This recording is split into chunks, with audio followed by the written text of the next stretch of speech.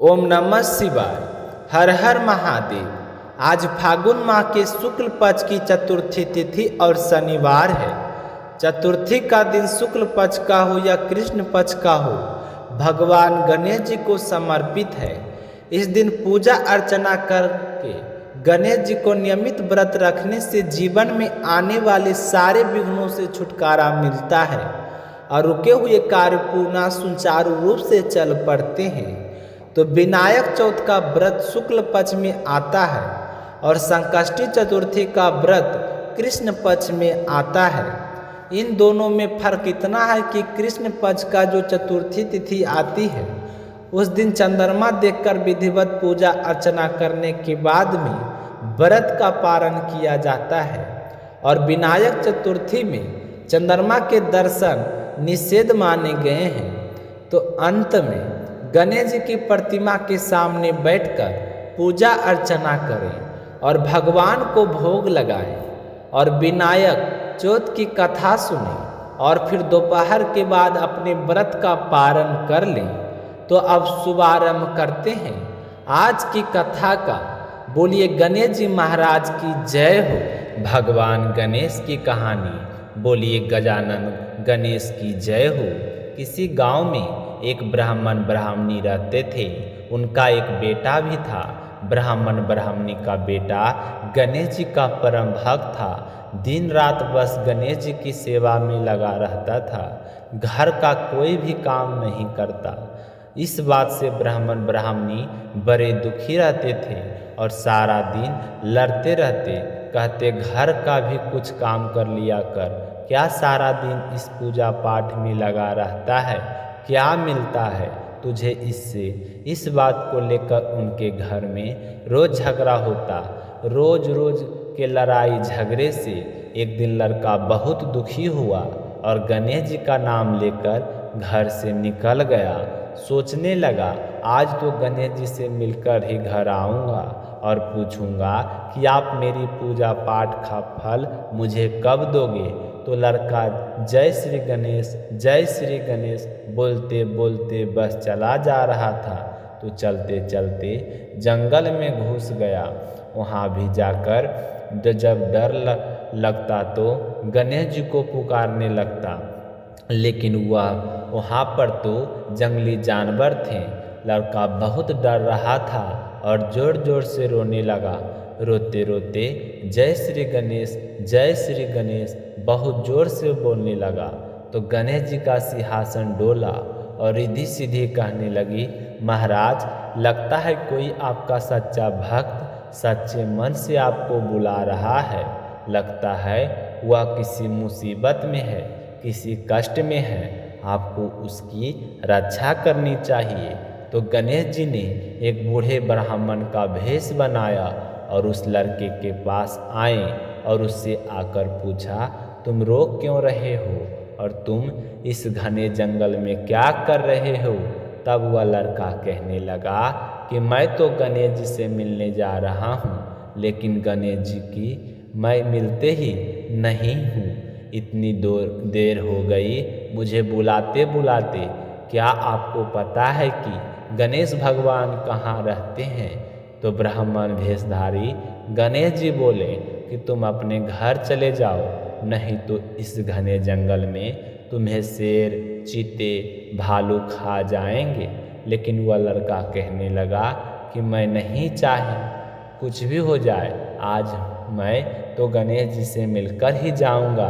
अब तो गणेश जी भगवान उस लड़के के हट पर भी प्रसन्न हो गए और उन्होंने उस लड़के को अपने दर्शन दिए। तो लड़का गणेश जी को अपने सामने देखकर बहुत खुश हो गया। तो गणेश जी कहने लगे कि मैं तेरी भक्ति से बहुत प्रसन्न हूँ। अब जो तुझे इच्छा हो अपने मन की मुराद मुझसे मांग ले, मैं तुझे सब कुछ दूंगा। तो लड़का सोच में पड़ गया कि गणेश जी कह रहे हैं कि कुछ मांग, तो मैं क्या मांगूं। थोड़ी देर तक सोचता रहा, फिर कहने लगा कि यदि आप मुझ पर प्रसन्न हैं तो मुझे मेरी मनचाही चीज़ दो। गणेश जी बोले, हाँ हाँ बताओ तुझे क्या चाहिए। तो वो बोला, घोड़ा और लगाम मांगो, पंचों गजराज मांगो, महल मालिया मांगो, पुरसन वाली महल मांगो। तो ऐसी मांगो जैसे फूल गुलाब का। तो गणेश जी भगवान ने तथास्तु कहा और अंतर ध्यान हो गए। तो लड़का खुशी खुशी अपने घर आ गया। घर आकर देखा जहाँ पर उसकी झोपड़ी थी वहाँ पर एक बहुत बड़ा महल था। बाहर घोड़ा खड़ा था। अंदर गया तो पटरे पर दुल्हन बैठी थी। अब उस लड़के की माँ बोली कि तेरे गणेश जी का तो बड़ा पुण्य प्रताप हुआ। आज से हम सभी तेरे साथ गणेश जी भगवान की पूजा अर्चना किया करेंगे। अब तो सारे खुशी खुशी रहने लगे और रोज गणेश भगवान की पूजा करने लगे। कहानी सुनने के बाद हाथ जोड़कर कहें गणेश जी भगवान जैसे उस लड़के की मनोकामना पूरी की वैसे उसके घर में अन्न धन का भंडार भरे। ऐसे ही सबकी मनोकामनाएं पूरी करना और सबके घर में अन्न धन भरना, सबके घर में लक्ष्मी का वास हो। बोलिए गजानंद महाराज की जय हो। पौराणिक मान्यताओं के अनुसार प्राचीन काल की यह बात है। एक समय नवग्रहों के राजा सूर्य, चंद्र, मंगल, बुध, बृहस्पति, शुक्र, शनि, राहु और केतु के बीच में यह विवाद उत्पन्न हो गया कि उन सभी में सबसे बड़ा और प्रभावशाली ग्रह कौन है। हर ग्रह स्वयं को सर्वोच्च सिद्ध करने लगा। विवाद इतना बढ़ गया कि किसी निष्कर्ष तक पहुंचना असंभव हो गया। अंततः सभी नवग्रहों इस विवाद का निर्णय कराने देवराज इंद्र के पास पहुँचे। तो इंद्रदेव यह सुनकर चिंतित हो गए और विनम्रता से बोले कि यह निर्णय देना मेरे लिए संभव नहीं है, किंतु पृथ्वी पर इस समय एक ऐसे राजा हैं जो अत्यंत न्यायप्रिय, विवेकशील और धर्मपरायण है। उज्जैन के महाराज राजा विक्रमादित्य वही इस विवाद का उचित समाधान कर सकते हैं। तो सभी नवग्रह एक साथ उज्जैन पहुँचे और राजा को अपना विवाद सुनाया। तो राजा विक्रमादित्य गहन चिंता में पड़ गए, क्योंकि वे जानते थे कि किसी एक को छोटा या बड़ा ठहराने से शेष ग्रह कुपित हो सकते हैं। तभी राजा को एक अद्भुत उपाय सूझा। उन्होंने 9 अलग अलग धातुओं से 9 सिंहासन बनवाए। स्वर्ण, रजत, कांस्य, पीतल, सीसा, रंगा, जस्ता, अबरक और लोहे के इन सिंहासनों को क्रम से सजाकर राजा ने नवग्रहों से कहा कि आप सभी अपने अपने सिंहासन पर विराजमान हो जाइए। जो अंतिम सिंहासन पर बैठेगा वही सबसे छोटा माना जाएगा। तो लोहे का सिंहासन सबसे अंत में था। उस पर शनिदेव विराजमान हुए। इस प्रकार शनिदेव सबसे छोटे ठहरा दिए गए। यह देखकर शनिदेव कुपित हो उठे। उन्होंने गंभीर स्वर में राजा से कहा कि राजन, तुम मुझे नहीं पहचानते। सूर्य 1 राशि 1 मास, चंद्रमा चंद्र 2.25 मास और मंगल 1.5 मास और बुध और शुक्र 1 मास तथा बृहस्पति 13 मास रहते हैं, किंतु मैं 2.5 वर्ष तक एक ही स्थान पर रहता हूँ। मेरी दृष्टि से बड़े बड़े साम्राज्य उजड़ गए हैं। श्री राम पर मेरी सरहसाती आई तो उन्हें वनवास मिला। रावण पर मेरी दशा आई तो उनकी लंका नष्ट हो गई। अब सावधान रहना, अगली विपत्ति तुम्हारे जीवन में आएगी। यह कहकर शनिदेव वहाँ से अंतर ध्यान हो गए। तो अन्य ग्रह प्रसन्न होकर अपने अपने लोक चले गए। कुछ समय पश्चात राजा विक्रमादित्य पर शनि की सरहसाती प्रारंभ हुई। तो शनिदेव घोड़े के सौदागर का रूप धरकर नगर आए और राजा ने उत्तम घोड़े खरीदने का आदेश दिया। तो एक श्रेष्ठ घोड़ा राजा की सवारी हेतु चुना गया। तो जैसे ही राजा उस घोड़े पर सवार हुए, वह घोड़ा इतना तेज से दौड़ता हुआ वन की ओर चला गया और वहां पहुंचते ही अंतर ध्यान हो गया।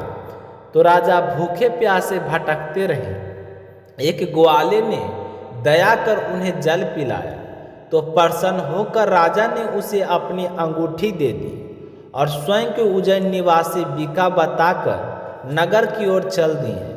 तो भाग्यवश एक सेठ की दुकान पर विश्राम करने से उसकी बिक्री बढ़ गई।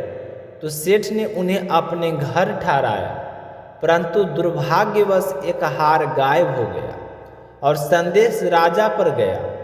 बिना सत्य जाने उन्हें चोर ठहराया गया और कठोर दंड देकर हाथ पैर कटवा दिए गए। तो राजा चौरंगिया बनकर नगर के बाहर फेंक दिए गए। तो एक तेली ने दया कर उन्हें अपनी गाड़ी में बैठा लिया और समय बीतता गया और शनि की दशा समाप्त हो गई। तो वर्षा ऋतु में राजा ने मधुर मल्हार राग गाना आरंभ किया। उस नगर की राजकुमारी मनभावनी उस राग से इतना मंत्रमुग्ध हुई कि उसने उसकी गायक से विवाह का संकल्प कर लिया। तो सभी विरोध के बावजूद अंततः राजा ने विवाह स्वीकार किया। तो एक रात्रि स्वप्न में शनिदेव प्रकट हुए और बोले, राजन, मुझे छोटा समझने का फल तुमने भोग लिया, अब क्षमा मांगो। तो राजा ने विनम्र होकर क्षमा याचना की और प्रार्थना की कि जैसा दुख उन्हें मिला वैसा किसी और को ना मिले।